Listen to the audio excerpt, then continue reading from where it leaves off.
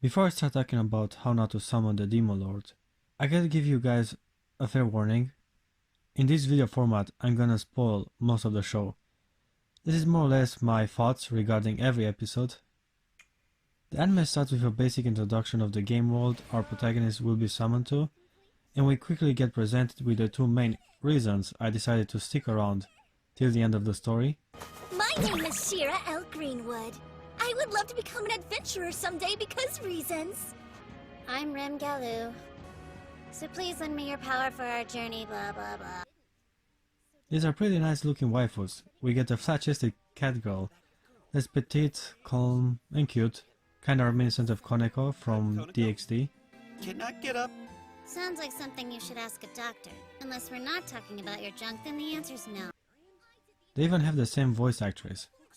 And the other hottie, that's a wood elf or something, with big titties. I mean, look at those. Girls are awesome. So yeah, a decent start so far. Sadly, we must have a plot coming in with some boring exposition from a girl that wears too many clothes for me to pay attention to what she's saying. But all is not lost, as the main character decides to interrogate our little kitty to unlock some quest in the game. He touches her inappropriately a few times until she finally gives in and reveals the truth. Something about a big-time demon being locked inside of her. She has the most powerful boss in all of Cross Reverie inside of her. Later on, he gets into a quick, meaningless encounter with some angry loser. But hey, what matters is that the main character sleeps with and still hangs around his two waifus. They decide to register to some adventure guild to find out their levels. Yes, so I've got to be at least a level 50 by now. You might be 50 below average. Why are you so rude? Why are you so dumb? I'm not. Prove it. Where they meet an even more unrealistic booby to lolly body proportions.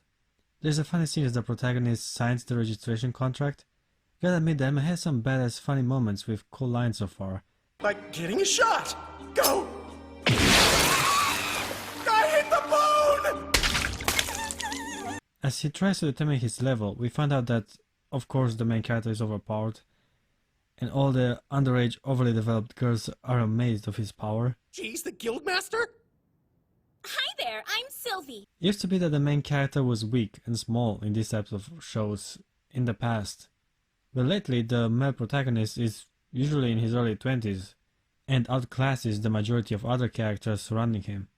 We get a side story involving our big breasty blue-eyed blonde elf, which could have been a story arc on its own.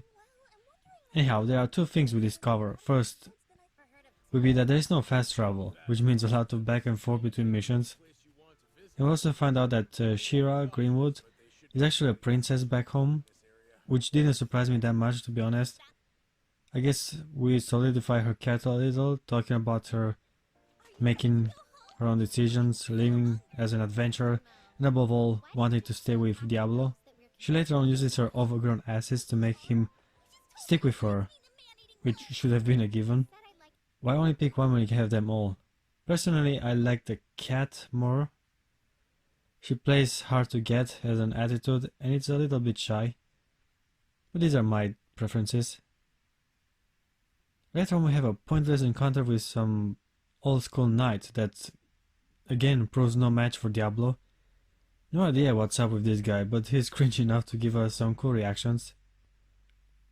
The story goes forward having our male character decided to defend a garrison against an invading army. This is the part where the anime starts to disappoint me. I mean, fighting 100 high level enemies should be an exciting, visually awesome thing, but here the protagonist just repels one opponent after the other with the same spell. His expression barely changes throughout the battle. It looks like he's doing something trivial like rounding and not participating in an epic showdown where the might of his power can perhaps be displayed. I guess this whole anime has only one purpose of introducing yet another petite teenage girl as somehow the leader of the horde.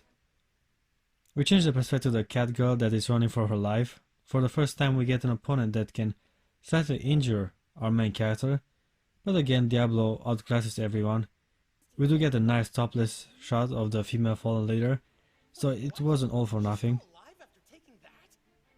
I guess this is all just a build-up, and it is established that Diablo is stronger than everyone, but I would have liked more of a showdown than a display of might. But even so, the protagonist is pretty badass. It is nice to see a main character that actually deserves the females and tries to take advantage of them. So far I'm a little conflicted. I mean, the fights are anticlimactic, the story does not impress, but the main character is fun to watch and the girls are interesting enough, body type and personality. There's no time to rest though, as the next quest is right around the corner. Stop a war from breaking out between us and the Elven Kingdom. How's that sound? And yet we get introduced to another shorty. And this one is ironically slightly taller than the rest, a female Imperial Knight. A rarity from what I hear. At this point this kinda looks like Konosuba. Funny lines keep on coming. Gotta say, I dig the humor in this show. It is pretty standard for anime, yet somehow manages to take me off guard and smoothen the experience. Looks like you've uncovered my secret. When a woman is in trouble, she sweats, and I have the ability to follow that scent. Do your best to keep the creepiness to a minimum. That was a joke. Episode 6 is where the show brings down the hammer of fan service, as our eventually visit the slave market as a side quest to get rid of their collars. I don't really see the reason though, they seemed happy serving Diablo. Anyhow, guess it all also ties with the main story, Rem getting rid of her demon. Now I am all for fan service and I really appreciate heavy edgy moments. If only this anime would have gone all out on the naughty parts, like Testament of Sister New Devil. That show knows how to present a master and servant pact. Yes. Since Mio and I submitted to Basara, and both of us became his bitches, all three of us could grow stronger. And that's when Maria suggested that we dress up. As a result, we became Basara's bitches. Are you out of your mind? Back to how not to summon the Demon Lord. Shira's brother eventually enters the picture, and he seems like a reasonable nice guy. Shira, by this time tomorrow, you'll be all mine. I can't wait for you to bear my child! That tricky bastard uses some cheap cliche trick to get Shira to cooperate and take her back home. We're up to a saving the princess quest, literally a princess in this instance. Sadly here I notice some flaws, not necessarily in the premise, but rather in the execution. We should be having a complete story arc regarding her kidnapping, but the show barely puts any effort in developing this turn of events. I'm talking about a few episodes with more character interaction, you know, people helping each other in moments of need, strengthening their friendship and trust, growing together, something called character development. I'm not really charmed by him. Maybe if he never said another word. Yeah, thank you. Here it all feels rushed and rather cheap, as the anime is handling emotions more or less superficial, giving more screen time to exposition and pointless battles. And when I say pointless, I mean there is absolutely no tension with these encounters, as nearly all opponents are merely a trivial obstacle the show throws around when the story gets stuck. So far I have never fought the protagonist in any kind of danger, so I'm not really invested in the fights. On the good side, the main character actually learns and gets better after overcoming obstacles. Too bad their banter in between combat is so shitty. Why would you call me argue for your death? You may want to taunt your enemy to maybe get an opening, that trick might work, but not this. Are you going to kill me or not? Perhaps I would if you were a normal opponent. You sure? I could still give a report to His Royal Majesty, which would put you at a disadvantage. I still say killing me is the only way to ensure your safety. Enough! It is all well when it ends well, I guess, and Diablo definitely is happy as he gets a sneak peek at the Guildmaster, and later on, for no reasonable motive, refuses to bathe with his females. So as we move on to Resurrection the Demon Lord, and freeing Ram from her burden, I can stop but ask myself, okay, what's the main story? So far we had a lot of side quests, jammed one on top of the other. But what is the main objective? Going back home? Conquering the world? Saving the world? Maybe create a harem? I guess none of these. Maybe that's why the protagonist is so blank and with no personality. He does not have a goal. That's lame. You see, when you make a story about a guy who fights a lot and is a badass, it will be useful to know his reasons behind his actions. It makes the character more easy to relate to, or at least we understand his motives. But here the only thing I like so far about Diablo is that he's horny all the time and he likes to touch girls. Otherwise he does not reveal much about himself, which is a shame. He could have been an interesting character. The saving grace of this anime is that it does try to keep it fresh, as every encounter with an opponent requires our main character to rethink his strategy and find new ways to deal with these imminent threats. And there are plenty of opportunities to try new things. Sometimes there are even 2 fights in one episode. It may not make sense story-wise, but it's pretty cool.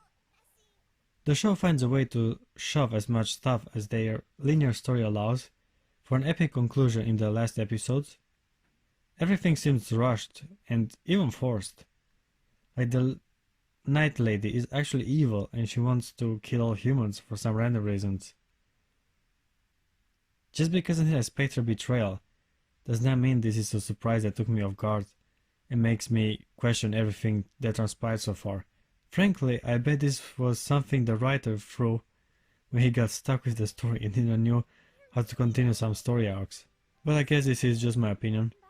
Last episode has the epic clash of all characters and races, but again, it feels like some dusty side quest that our protagonist forgot to do a few levels back. Then the epic conclusion of this anime. They just added more filler to a very simple focused story. The real exciting conclusion is the threesome or foursome or whatever happens after the battle. Okay, I might be a little harsh on the show as my thoughts come to an end. I'd say How Not to Sound the Demon Lord has great comedy, cool enough characters, a servable protagonist, and decent action, but it lacks proper world building and character development.